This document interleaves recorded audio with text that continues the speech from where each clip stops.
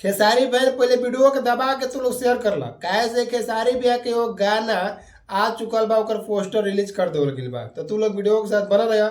गाना तू लोग कब तक सुने के मिली कहाँ पर देखे के मिली एकदम विस्तार से हम बतावे की कोशिश करो बस वीडियो के दबा के शेयर करो अगर चैनल पर नया हो तो वीडियो को लाइक करके चैनल को सब्सक्राइब करो अगर फेसबुक तक तो फॉलो जरूर कर लिया तो चलो फटाफट तू लोग बताए कोशिश करता नहीं खेसारी भैया का गाना कौन सा कब तक आई लेकिन ओकरा पहले एक चीज तू लोग बताया था खेसारी भैया जो पिछला वीडियो आई रहे जो गाना के नाम रखल रहे अहिर के दिमाग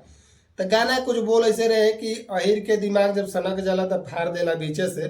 अहिर के दिमाग चला फिर तो फाड़ देला बीचे से तो ओकरा में फाड़ देलम तो फाड़ला के बाद तो दर्द तो होबे ना करी भैया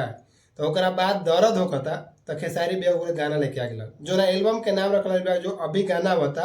दर्द हो जाला मतलब समझ लो जा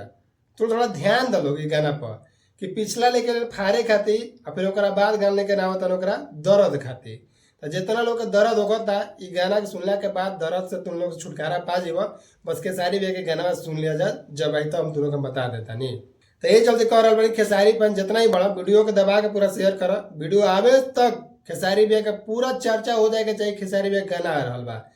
तो अब तुम लोग बताया था नहीं खेसारी भैया गाना में एकदम सिंगल बड़े ने कोई ड्यूट सॉन्ग नहीं के सिंगल गाना गा रहा बड़े खेसारी भैया दर्द हो जाला और कोमल सिंह एकरा में काम कर रहा बड़ी जो वीडियो में खेसारी लाल यादव जी के साथ साथ कोमल सिंह पूरा के पूरा वीडियो में दिखाई दियन तो तू लोग बतावल चाहते हैं कि खेसारी भैया के जो गाना यावत ओकरा म्यूजिक के दिले बा ये भी जानना जरूरी बा लिखले के बा ये भी जानना जरूरी बा तो तू लोग बताए कृष्णा बेदर्दी गाना के लिखले बन और जो म्यूजिक दिले बन ना ये श्याम सुंदर म्यूजिक दिले बन बहुत ही बेलाजवाब और बहुत ही बेहतरीन गाना आ रहा बा तो तू लोग से रिक्वेस्ट यही रही वीडियो को दबा के शेयर करो कमेंट बॉक्स में तू लोग अपना राय जरूर दियो सलाह जरूर दियो का खेसारी भी उहे चीज खातिर गाना लेके आ रहा बड़न जो हम पीछे बोलनी है मान चला को पिछला वीडियो में फरले बन सब कोई के अहिर के दिमाग जब समझ चला तो फाड़ देला पीछे से फाड़ देला बीचे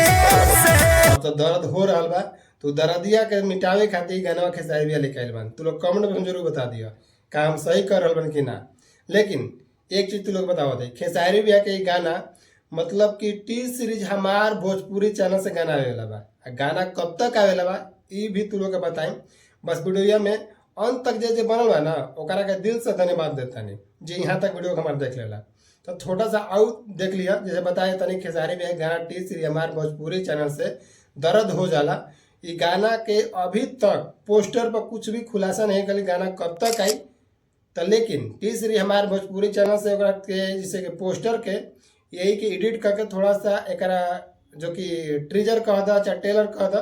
जो भी कह दा थोड़ा सा वीडियो अगर बना के टी सीरीज हमारे भोजपुरी चैनल पर डाल गया और लिंक डिस्क्रिप्शन में दे दिले बानी जाकर थोड़ा सा देख लिया तू लोग अब फिर हम बताओ दे खेसारी भैया गाना कब तक आई लेकिन खेसारी भैया के जैसी गाना आई हम तू लोग वीडियो बना के दूसरा का वीडियो दें लेकिन जब तक नहीं आवा तब तक ले हमारे वीडियो के दबा के तू लोग शेयर करो ताकि पिछला वीडियो ऐसा पावर स्टार पहुंच से दबे के ना चाहिए पूरा दबा के वीडियो को शेयर करा पूरा एकदम चर्चा कर देगा इतना ना कि लोग एकदम जहां भी देखे तहाँ यही वीडियो चले